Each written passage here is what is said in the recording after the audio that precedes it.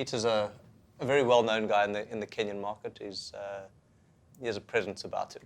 And that presence and that confidence, I think, comes from an experience of building a business from nothing. 2002, and this, I guess you'd grown other businesses before. Yes, But 2002, Peter started his own business with a very definite idea about how to disrupt and how to change that market.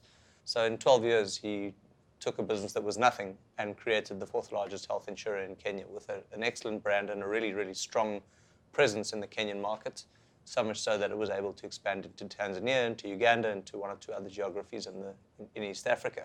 The insurance penetration in East Africa is very low. Kenya is at 3.8, but our neighbors, Uganda and Tanzania, are below 1%. There's a growing middle class, consuming a lot, so the economies are growing.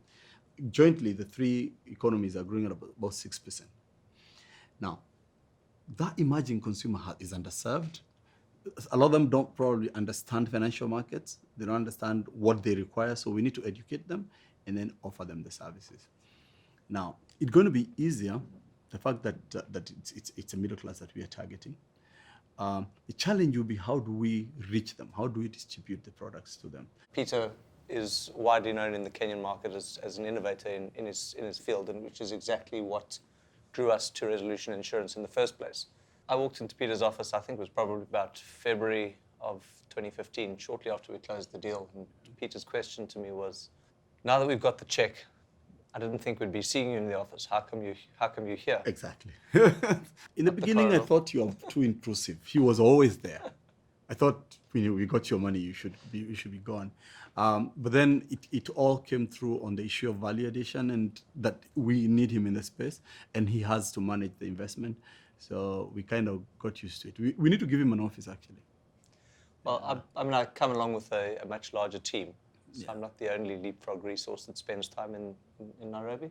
If I look at the skills and the experience within LeapFrog, within the value creation group, broad skills around insurance, around HR, broader processes.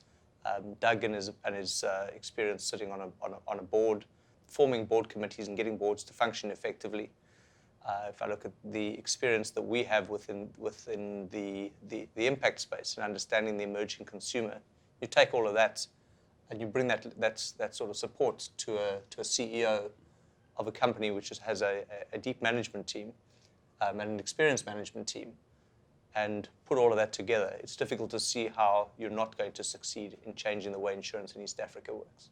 And I said the money was good, but forget the money. The activities that we have gone through this year has been brilliant.